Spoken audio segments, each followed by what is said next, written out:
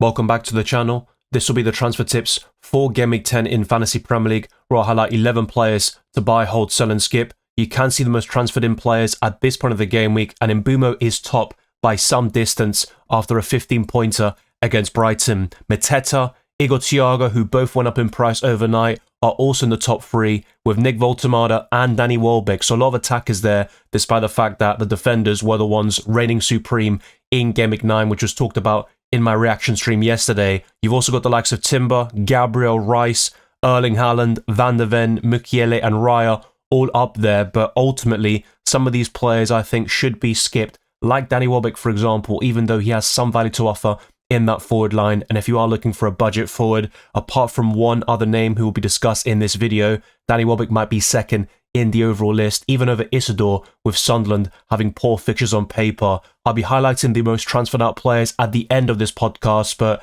in between I'll be dissecting 11 players in a lot of detail. Be sure to drop a like, subscribe to my channel, and also the notification bell so you're always up to date on my content for both FPL and UCL Fantasy. Stay tuned for Matchday 4 content next week with the best wildcard and limitless squads, my team selection, and a deadline stream next Tuesday. But for FPL, you'll be getting a deadline stream this Saturday, another reaction stream over the weekend. That's the plan. And also best wildcard squad, my team selection, and possibly a predicted lineups as well before the deadline. Check all the links in the description for my Patreon and the championships, for access to my videos, amongst many other perks. My Discord server, the FPL and FPL Challenge Leagues, as well as Spotify can also be found in the description. Let's get this video to 100 likes and close in on 37,000 subscribers. But without further ado, let's jump straight into it.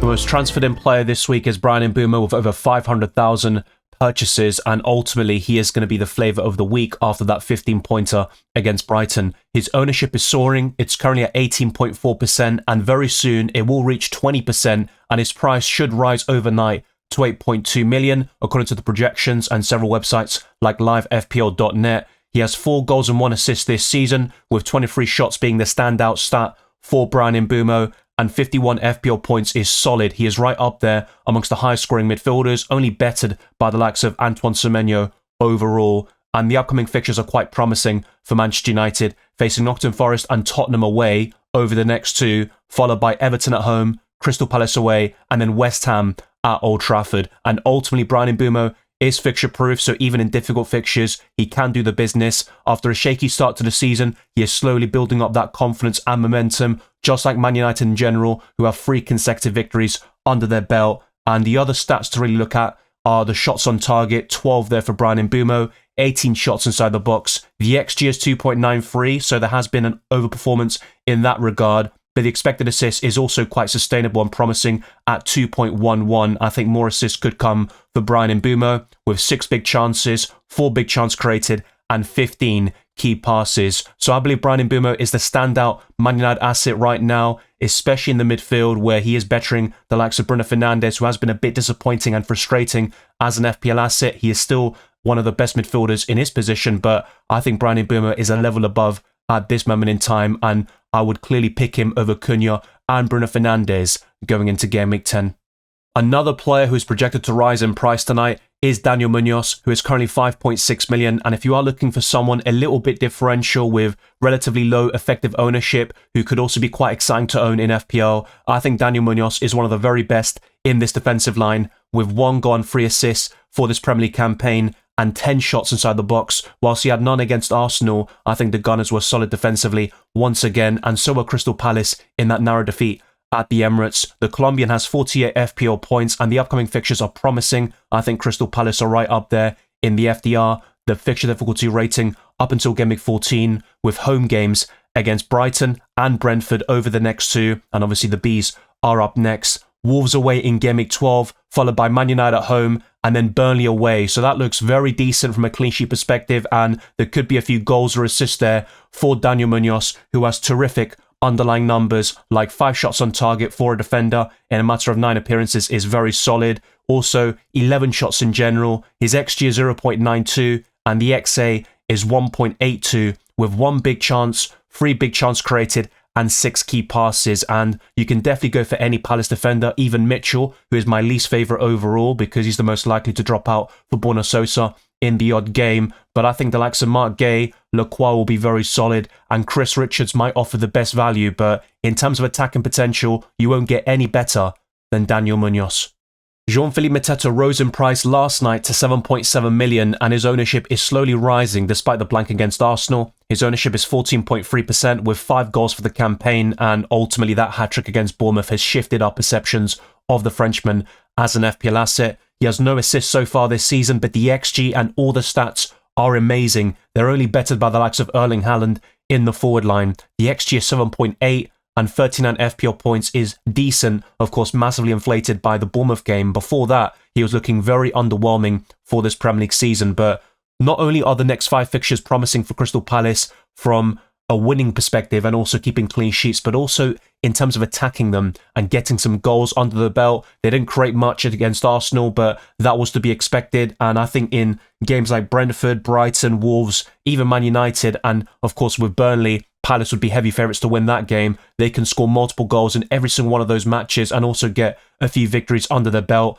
Crystal Palace are winless in the last 4 games across all competitions, but I think they'll put that to an end in Game Week 10. They've also got the Carabao Cup in midweek against Liverpool, and we'll see how they get on. But 29 shots overall for Mateta, 16 on target, 23 inside the box. The XA is quite low at 0.48, and don't expect much in terms of creativity, with only 1 big chance created and 1 key pass, but 15 big chances for Mateta is an outstanding stat, and he's going to be right up there in terms of big opportunities until the end of the season. And ultimately, the volume of chances that Crystal Palace create, the vast majority of them will fall to Jean-Philippe Mateta, and whilst I rate Ismaila Sarr as an FPL asset, who only cost 6.5 million in the midfield, I believe Jean-Philippe Mateta will score the most goals in that Crystal Palace team and be one of the very best forwards in Fantasy Premier League. Is it worth selling the likes of Jared Bowen or Joao Pedro to Mateta? I think long-term it does make sense, and their stats pale in comparison to Mateta, who has more shots than both of them combined. The same goes for the XG,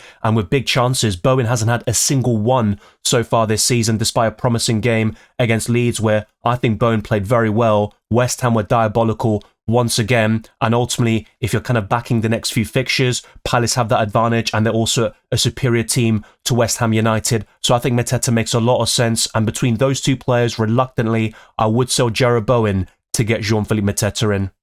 The only other price rise from Sunday night was Igor Thiago, who now costs 6.2 million in FPL. He has 6 goals for the season, which is even better than Jean-Philippe Mateta. No assists, but 10 big chances is very sustainable and healthy for a 6.2 million forward with 45 FPL points under his belt. And the upcoming fixtures are quite mixed bag for Brentford, facing Crystal Palace away, Newcastle at home, Brighton away, Burnley at home, and Arsenal away. But Igor Thiago can score in every single one of those matches, and in a game like Arsenal, you could feasibly bench him at the Emirates. But Thiago is on penalties, and he's been doing a terrific job for the Bees after suffering a long-term injury. And his underlying numbers are decent, with 22 shots overall, 12 on target, and 20 shots inside the box. The XG is 4.5. The XA isn't anything spectacular at 0.2, with 1 big chance created and 4 key passes, but I think the shot volume and the rate of big opportunities is very encouraging, and I think Igor Thiago is a solid purchase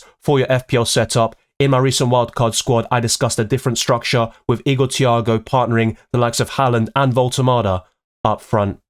Antoine Semenyo has been the best midfielder in FPL so far this season, but there has been a downturn in form recently, with only 1 assist against Crystal Palace in that 3-3 thriller. He was also booked in that game to deliver 4 points overall, and against Nottingham Forest, he blanked with only a clean sheet and appearance points to really add to the tally, so it was a 3-pointer in Game Week 9, and ultimately Semenyo's fixtures are quite mixed bag. What we could see are potential blanks against Man City and Aston Villa away, but Semenyo is fixture proof. But let's say, for example, he does blank over the next 2 game weeks, his ownership will dip a little bit, and then Bournemouth have promising fixtures from Game Week 12 onwards against West Ham at home, Sunderland away, and Everton at home. Semenyo has 6 goals and 4 assists for the campaign, and there has been an element of overperformance in a lot of these stats. The XGI is 4.47, which is decent, but ultimately Semenyo has overperformed with the goals and assists so far this season, but he has delivered 73 points overall, and his ownership is very high at 64.5%, and that's why he gets price rise after price rise.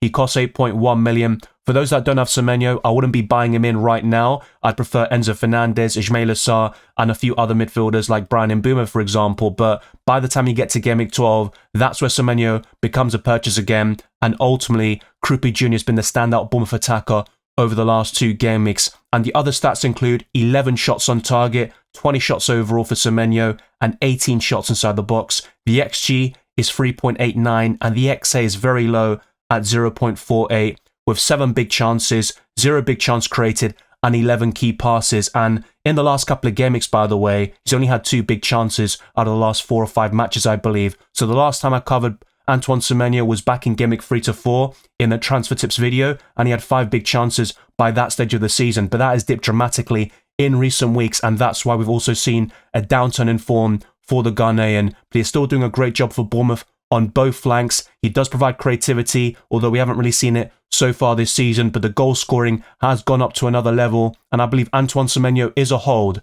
in FPL. Despite Chelsea losing 2-1 at home against Sunderland, Enzo Fernandez was arguably the standout player of that game with 4 shots, 1 big chance created, and 3 key passes, and the Argentine is a great option in the long term for Fantasy Premier League with 3 goals and 2 assists for the campaign. The XG is 3.79, which is massively inflated by the penalty against Fulham, and he also took one against Ajax in the Champions League in a 5-1 win for Chelsea. His ownership is 15.1%, so whilst he's not a major differential, he does have low effective ownership, which will help you rise up the ranks and mini leagues. He has 43 FPL points and very solid upcoming fixtures like Tottenham away, where he hauled last season, Wolves at home, Burnley away. Arsenal's the exception, of course, in Game Week 13, but then it's Leeds away for the Blues. And I think Chelsea could go on a run over the next 5, winning 3 or 4 of those matches. And Enzo Fernandez has solid stats across the board, 15 shots, 8 of them on target, 10 shots inside the box. The XA is 0.94 with 6 big chances, 2 big chance created, and 11 key passes. He is the best Chelsea midfielder to buy until Cole Palmer is back from injury in November to December. Moises Caicedo has also dropped a little bit in FPL recently with 3 blanks out of the last 4. He's not scoring DEFCON points recently, and ultimately with the goals, I always expected Caicedo to dip a little bit when it comes to those great goals he's been scoring this season. He's a quality midfielder, but so is Enzo Fernandez, who can play a more offensive role at times, and that will only help his FPL prospects even further. So I believe Enzo Fernandez is a hold because some people are discussing the possibility of selling him, and to be quite honest with you, he could even become a purchase for Game Week 10 and beyond. There are instances where a player isn't a clear hold or sell, and I believe Jadon Anthony is one of them. In many situations, I believe he isn't a priority sell, and he could be held on to for fixtures like West Ham away in Game Week 11, and I don't mind him against Chelsea, Brentford and Crystal Palace, but the kind of ugly side of it is facing Arsenal up next, and ultimately, the Gunners won't keep clean sheets in every single game, and Burnley have been competitive this season. Jadon Anthony has been scoring in some of the big games like Man United and Man City, so he could certainly do so against Chelsea and possibly even Arsenal, with 4 goals so far this season, 1 assist, 8 shots on target, and 43 FPL points overall. His ownership is 7.1% at the time of this recording, and he only cost 5.7 million in FPL. But my favourite Burnley midfielder is Florentino Luis for the DEFCON. He was brilliant in UCL Fantasy a few years ago with Benfica because of ball recoveries, and we're seeing something similar in FPL this time round. But Jadon Anthony has 13 shots overall, 10 shots inside the box. The XG is only 2.24, so he has overperformed in general with 4 big chances, 0 big chance created, and 8 key passes. The expected assist is only 0.64, but he is a budget midfielder, and ultimately he would be your 8th attacker. So I think Jadon Anthony can be held onto. I wouldn't prioritise selling him, but if you can stretch to one of Enzo Fernandez, Ndai, or Ismaila Sarr, I would do so with no hesitation. After producing a massive return against Leeds, I talked about Kudus in a transfer tips video and talked about skipping him, and he was actually getting a lot of FPL interest going into Game Week 8. He blanked against Aston Villa and also against Everton, despite the fact that Tottenham Hotspur won 3-0. They have the best away record in the Premier League and sit 3rd in the table overall. But Kudus only has 1 goal. The assist is very promising, of course, with 5 in general, which is higher than any other player. 13 key passes, 44 FPL points, but he was quite ineffective at the Hill Dickinson Stadium. The upcoming fixtures for Tottenham are quite brutal, facing Chelsea at home, Man United also at the Tottenham Hotspur Stadium, Arsenal away, Fulham at home, and Newcastle away. And ultimately with Tottenham Hotspur, despite their brilliant away record, you would expect them to drop points in one of their next two away fixtures. And at home, they are 17th in the Premier League table, and they're looking very shaky there, with only one victory, which came back in Game Week 1 against Burnley, and there were shaky moments in that match too. But Kudus has very high ownership still at 34%, but it is slowly dipping, and we could see him drop in price fairly soon. He costs 6.8 million, and his stats in general are quite woeful, with the exception of the key passes, which I highlighted earlier. But 14 shots, 5 on target, 8 shots inside the box. It's nothing spectacular. And you look at the XG, only 1.34, and even the expected assist is even lower at 1.23, with 3 big chances and 1 big chance created. So I think Kudus is a quality player, probably the best Tottenham player so far this season as well, but I don't think he's worth the investment in the long term. I certainly wouldn't be buying him in. I can understand some people holding on to some Tottenham assets like Van de Ven or Borro, and in some cases Kudus, but I think everyone else is a clear sell, and if it were me, I'd recommend selling these Tottenham assets more so than holding on to them for the next 5 game weeks. The Premier League champions Liverpool have lost 4 consecutive games in this division, and they're looking very shaky. There are some questions being asked of Arne Slot. This can always happen with overreactions. You go from the best manager in the league to an absolute bum in the space of a couple of months. But with Cody Gakpo a couple of weeks ago, I talked about holding on to him for fixtures like Chelsea away and Man United at home, where he scored in both of those matches, but he blanked against Brentford and he was subbed off after 60 minutes. And whilst Liverpool have a clear fixture swing in their favour from Game Week 12 onwards, facing Nottingham Forest at home, West Ham away and Sunderland at home, I still believe Cody Gakpo is sellable, and going to one of Enzo Fernandez, Ismaila Sarr or Ndiaye could really work out in the long term. And if you've got money in the bank, I think Bryan Mbeumo is a clear upgrade right now. And Aston Villa are in good form recently. They're rising up the Premier League table and they're closing in on Liverpool as well. And then it's Man City away in Game Week 11. So things can obviously change very quickly for Liverpool. They've got so much quality in their squad and things can click, that's for sure. And Cody Gakpo has been the most informed Liverpool player recently. For both club and country, he scored or assisted in 5 consecutive games before that defeat against Brentford on Saturday night. And Cody Gakpo has 3 goals and 2 assists in the Premier League with 5 big chances created, which is very impressive, and 42 FPL points. His ownership is 15%. He recently went up in price to 7.6 million, but I think Gakpo is more of a sell than a hold over the next couple of weeks. With 22 shots overall, only 5 on target, and 15 shots inside the box. The XG is 2.89 and the XA is 2, which is pretty decent to be fair, nothing spectacular. 3 big chances and 19 key passes, which is right up there in FPL, especially amongst midfielders. So I think Cody Gakpo can be held onto. I don't think he is a priority sell, but there are better midfielders right now, and I think one of Enzo Fernandez, Sarr or Bryan Mbeumo would be clear upgrades. William Saliba is one of the best defenders in world football, but he has been overshadowed by the other Arsenal defenders in FPL, and in terms of overperformances, Gabriel has been the clear standout, Jurrien Timber has been excellent as always, and Calafiori has arguably been Arsenal's best player so far this season. But Saliba was subbed off at halftime in Arsenal's 1-0 victory against Crystal Palace, and the Gunners have several injury issues to contend with, as Mikel Arteta explained in his post-match interview. And he said the first one was William Saliba. He was out after the first half. Declan Rice was struggling from the first half of a knock that he took.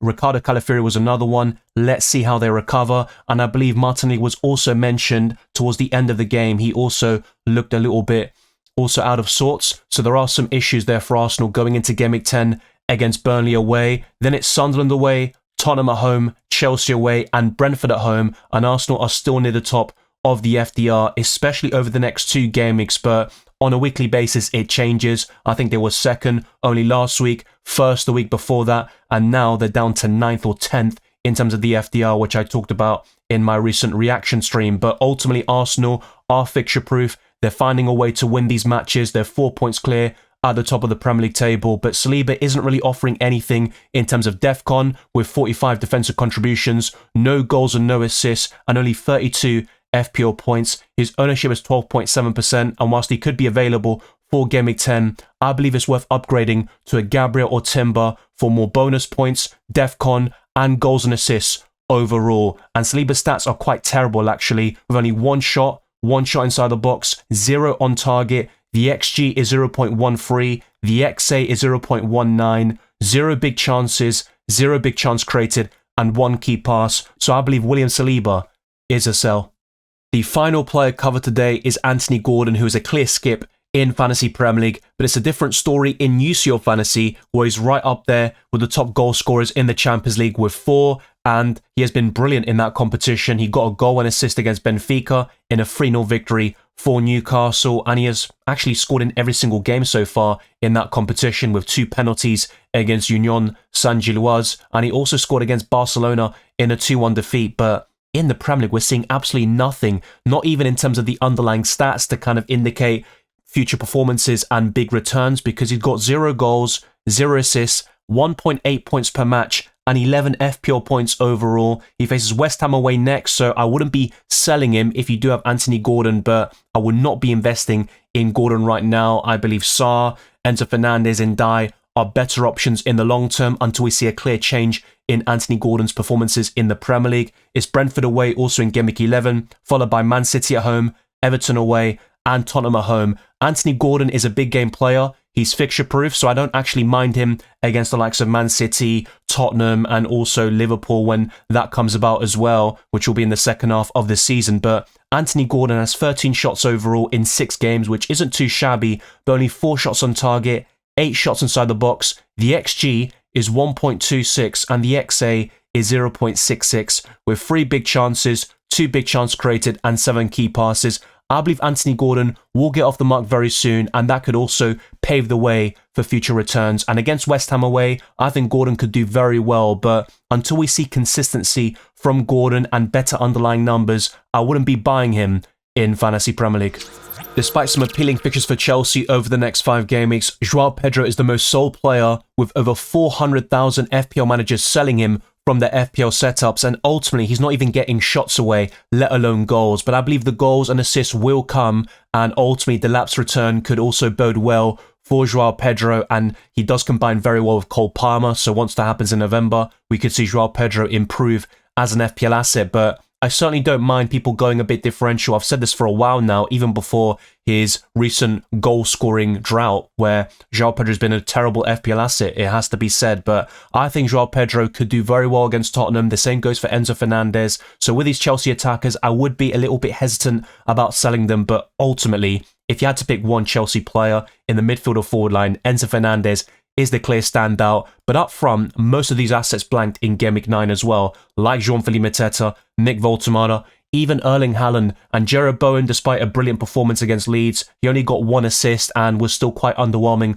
for those that own him. So not many forwards stood out in Gameweek 9 anyway, but João Pedro has been a problem for quite a while now, and if I was wildcarding, I would gravitate towards Nick Voltemada, Jean-Philippe Mateta, and Erling Haaland, and even someone like Igor Thiago, who offers better value and also a more consistent goal-scoring rate. But the other most transferred out players include Reinders, who I've been talking about for some time now. I think is a clear sell, and he went down in price overnight to 5.6 million. Mohamed Salah, who scored against Brentford, but only got 6 points for his efforts. Kudus, Isak, Gyökeres, Virgil van Dijk, Romero, Gravenberch, Richarlison, Chris Wood, Ekitike, Doku, Enzo Fernandez, Grealish, Gakpo, Antony, Bruno Fernandes, Gabriel, and Caicedo. They're all amongst the most transferred out, and I believe the vast majority of them are actually holds, if anything. That includes Victor Gyökeres, who faces Burnley and Sunderland away over the next 2 game weeks, but Arsenal don't create enough from open play, and Gyökeres is feeding off scraps, and his touch and also technical ability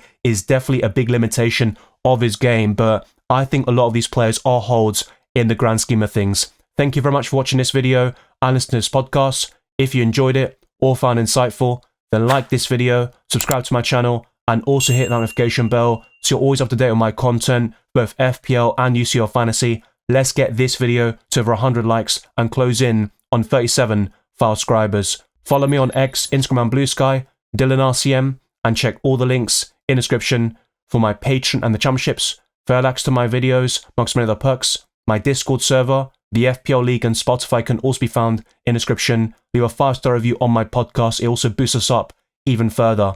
I'll see you very soon for the next deadline stream on Saturday, and in the meantime, there'll be plenty of FPL content to look forward to.